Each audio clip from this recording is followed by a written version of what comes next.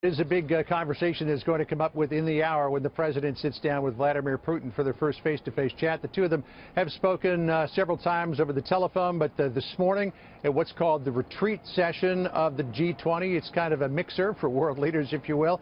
They had a chance to meet face-to-face for the very first time. A camera that was there by virtue of the German government picking up a little bit of video. We cut some stills from it of the president shaking hands with Vladimir Putin, touching him on the elbow, and then a short time later giving him a pat on the back of the shoulder. Dmitry Peskov, who is Vladimir Putin's spokesperson, said that Vladimir Putin is very much looking forward to the discussion that will happen in the next few minutes. The president, after tweeting out that the two have much to discuss, added with this tweet, quote, "I will represent our country well and fight for its interests. Fake news media will never cover me accurately, but who cares?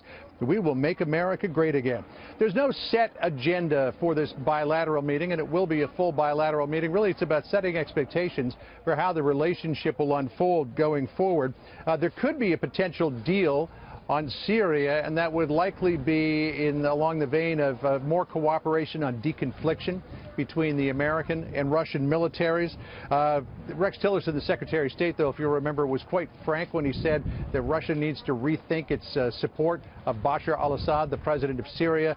Not likely that there'll be any kind of a deal on that. The two leaders expected to talk about fighting ISIS as well, the importance of implementing to the full extent UN Security Council resolutions on North Korea. I expect, too, that the subject of Crimea and Ukraine will come up. Certainly the president brought that up yesterday in the speech that he gave from Krasinski Square in Warsaw, where he used very frank language to discuss what Russia was up to in Eastern Europe. Listen here. We urge Russia to cease its destabilizing activities in Ukraine and elsewhere, and its support for hostile regimes, including Syria and Iran, and to instead join the community of responsible nations in our fight against common enemies and in defense of civilization itself.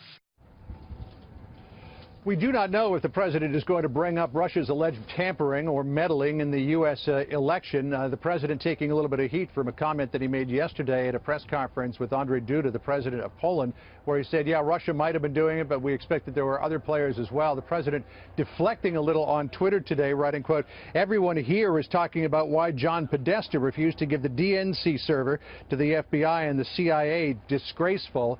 I may not be in the president's immediate sphere of influence, but we certainly haven't heard John Podesta not cooperating with the FBI and the CIA is a major topic here at the G20, to be very honest with you, Shannon. Well, something that is a major topic, those protests. We understand another day of those underway. Yeah, you know, this morning started off much more peacefully than yesterday did. There were some people who were just basically blocking the streets by sitting in. The Hamburg police brought out their famous water cannons again. But as they were doing yesterday, and this was pointed out as well in our reporting yesterday by Jonathan Hunt, that they weren't using the full force of those water cannons. They were more using them as a nuisance, using them to basically get people wet. And if they were firing the heavy streams at people, they were firing them at their feet. If you really want to break up a demonstration, you fire those water cannons at people's chests or their heads, and they move out of there quite quickly.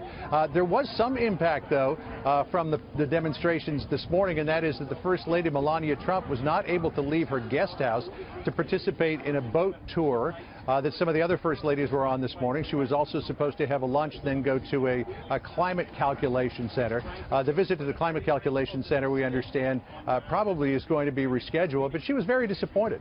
She wanted to get out there with the other First Ladies. She wanted to see a little bit of Hamburg and participate in the events today, but she was told by Hamburg police that they could not guarantee that the safety of the motorcade would be insured, so they asked her to remain at the guest house. It's my understanding, though, that she will get out later on today.